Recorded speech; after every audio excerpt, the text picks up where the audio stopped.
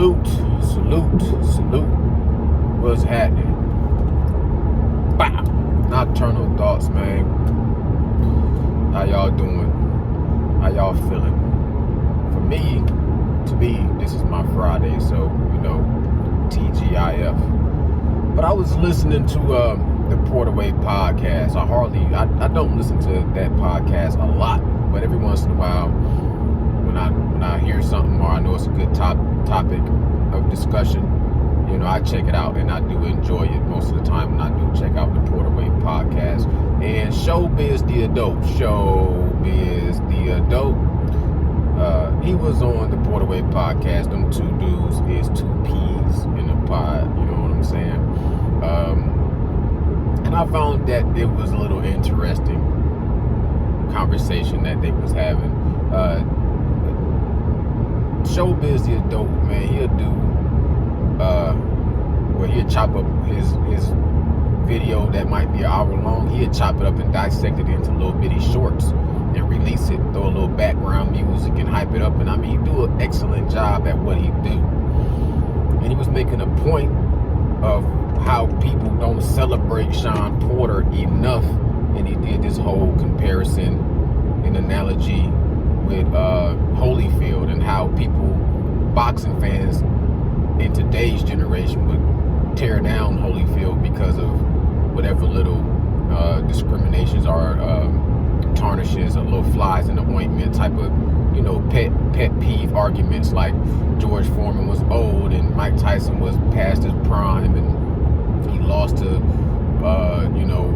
Bo, or so on and so forth, pointing out his flaws and not celebrating his victories, and how back in the day Evander Holyfield was a monster. He was a beast. And he compared that to Shawna Porter. And that's all cool. Cool, ka-choo.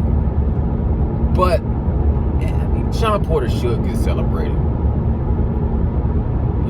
Everybody that participate should get an award. I'm not against participation awards. I'm not against celebrating second place and third place. Second place deserves celebration. Third place deserves celebration. And everybody that trains and shows up to the fight, or shows up to the race, or shows up to the event, or whatever the sport is, or whatever the thing is in life, whatever it is, if you show up, you should get some acknowledgement. But I don't feel like you should ever be where we over celebrate second place over first place. You know what I'm saying? I think that the conversation to me got a little carried away in glorifying, glamorizing, second place and third place. Because I'm not against second place and third place. I respect it. I understand it. You got to be there sometimes. You can't always win.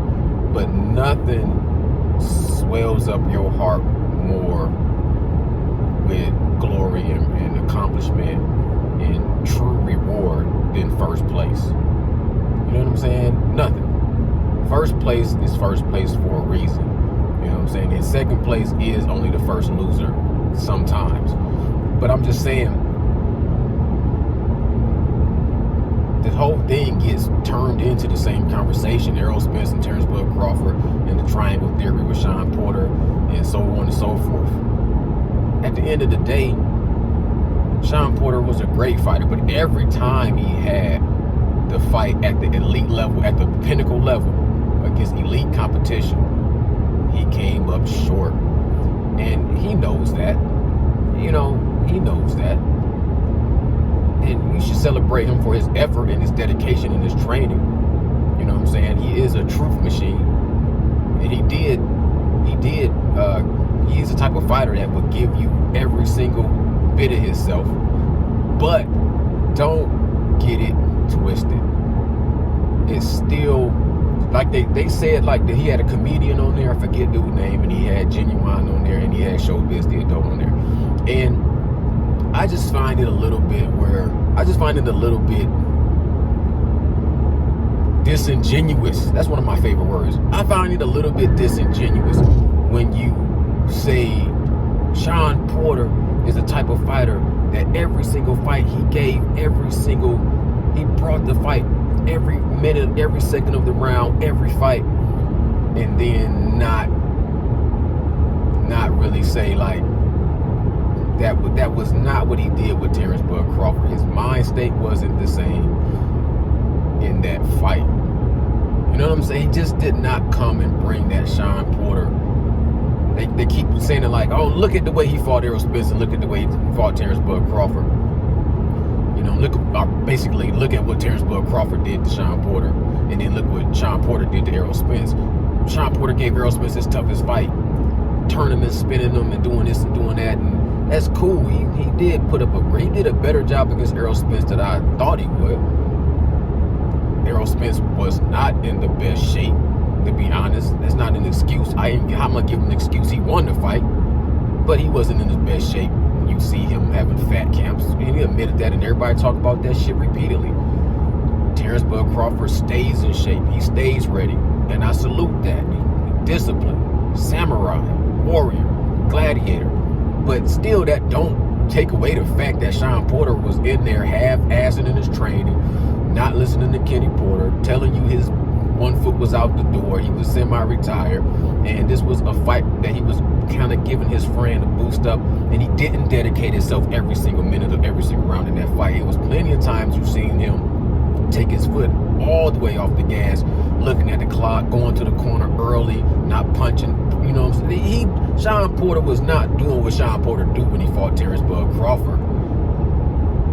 Like he really, really, really wanted to like win and go out, you know what I'm saying, you know, like tooth and nail. He did not do that. He fought a good fight, but he fought a fight in which Kenny Porter was like, as soon as I see this dude getting in trouble, I'm throwing in the fucking towel, because he did not train and he's not where he's supposed to be for this fight. And it is what it is. I'm not saying that in a negative way. I'm just saying that's how this shit went down. And when he fought elite level competition like Keith Thurman, when Keith Thurman was in his prime, he came up short. When he fought against Danny Garcia, it was a tough fight. Could have went either way, and he got the nod. Same thing with your Dennis Ugas. He got the nod. Tough fight. Could have went either way. He got the nod, but it was a tough fight. Shawna Porter was a great fighter, but don't use that as some kind of a way to prove your argument against Errol Spence and Terrence Bud Crawford. You know what I'm saying? Just, he ain't even Shawna Porter though. Shawna Porter began getting all kind of quiet when they started talking like Terrence Bud Crawford just gonna dominate Errol Spence based off of the fight against Shawna Porter. You know what I'm saying? Shawna Porter get all the way quiet. He don't be co-signing that shit at all. He be trying his best to sway that conversation into saying, I don't know who gonna win, man. It's just 50-50, civil war. You dig? It's Nocturnal Thoughts, man. Showbiz did those salute, but come on, man. Stop acting like you just really want to support second place over first place, because this dude fought everybody, and the Floyd Money May effect is making to where these guys don't want to fight. They don't want to risk their own. I mean, that's cool to think that's how things are, but it's really not reality. It's just everything changes and everything evolves, and fighters get better over time. And when you get to the elite level and you got two undefeated fighters, they move in calculated wise. When you got a guy like Shawna Porter, when he's not that elite level, he has to go through a gauntlet of taking some losses and some wins. You know what I'm saying? But the elite level guys who's undefeated, who almost can go pull this thing off and not be undefeated, don't make them like that they should be looked at as lower. Like, you know, there is a such thing as elite. And when you take two elite guys, because Shawna Porter is elite, just a lower level. When you take two elite guys like Terrence Bud Crawford and Errol Spence, and they do fight each other, whoever wins is should get, you know, you take your hat off to both guys and you salute both guys. But whoever wins that fight should be recognized as the victorious one, the one that's, you know what I'm saying, the best of the best, you know, the one. and only. There can only be one like Highlander. There can only be one like Jet Li. It gotta be the one. It gotta be a Bruce Lee over a Chuck Norris. You can't say Chuck Norris was better than Bruce Lee in the movie when Bruce Lee killed Chuck Norris. It gotta be somebody that's better than everybody at points in time. It's the pinnacle. Like if the top of the mountain is so sharp and steep that only one person can stand on it at a time, then the peak and the pinnacle is what it is. You can't have a platform in which two people can stand at the top at the same time and then celebrate both of them. No, when you have a damn sport, you have the first place who stands higher, the second place who's a little bit lower, and the third place who's lower than the damn second place, and you give them all a shout out, but the first place is the first place. Period. Salute. I'm gone. Bye.